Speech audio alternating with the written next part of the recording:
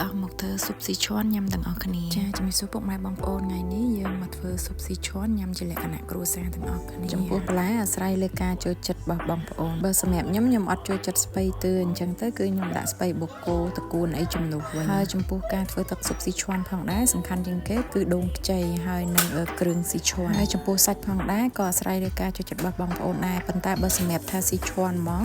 ស៊ីជាងគេជាមួយទឹកស៊ុបគឺសាច់ជ្រូក3ជាន់ស្លាយស្ដាងជាមួយនឹងប្រហិតហើយនឹងគ្រឿងស្មុតបកាអីហ្នឹងគឺត្រូវជាងគេតោះឥឡូវយើងមកមើលពីរបៀបធ្វើទឹកស៊ុបទាំងអស់គ្នាជាដំបូងយើងដាក់ខ្ទះឲ្យក្តៅហើយយើងដាក់ប៊ឺចូលចំនួនខ្លាញ់ដើម្បីឲ្យមានរាងឈ្ងុយបន្តិចបន្ទាប់មកគឺយើងរៀងខ្ទឹមសជាមួយនឹងខ្ទឹមក្រហមឲ្យមានរាងក្លិនឈ្ងុយហើយយើងដាក់គ្រឿងស៊ីឈាន់ចូលលីងជាមួយខ្ទឹមហើយនឹងប៊ឺហ្នឹងឲ្យឡើងជាតិឈ្ងុយបន្តិចបន្ទាប់មកយើងចាក់ទឹកដូងចូលព្រោះគ្រឿងស៊ីឈាន់យើងអាចប្រើជាកញ្ចប់ក៏បានប្រើជាដុំក៏បានសម្រាប់ខ្ញុំចូលចិត្តប្រើជាកញ្ចប់ហើយសម្រាប់ទឹកស៊ុបយើងប្រើទឹកដូងសុទ្ធមានរសជាតិឆ្ងាញ់ជាងយើងប្រើទឹកក្រមួហើយបើសិនទឹកដូងរៀងស្ទើរយើងអាចថែមទឹកក្រមួជាមួយទឹកដូងហ្នឹងក៏បានដែរហើយបន្ទាប់មកគឺយើងចាក់ទឹកដោះគោស្រស់ចូលបន្តិចដើម្បីឲ្យវាមានជាតិ creamy ទឹកដោះគោបងប្អូនអាចប្រើទឹកដោះគោឆៅក៏បានដែរហើយបន្ទាប់មកបើសិនជាយើងចង់បានរសជាតិដិតរៀងមុតជាងនឹងបន្តិចគឺយើងថែមអំបិលនិងចុងស្ព្រាជាមួយនឹងស៊ុបខ្នុរហើយចំពោះគ្រឿងផ្សេងគឺយើងអត់ថែមទេប៉ុន្តែយើងភ្លក់ទៅមើលតាមតម្រូវចិត្តយើងចង់បានណាហើយបន្ទាប់មកគឺខ្ញុំថែមស្លឹកក្រៀម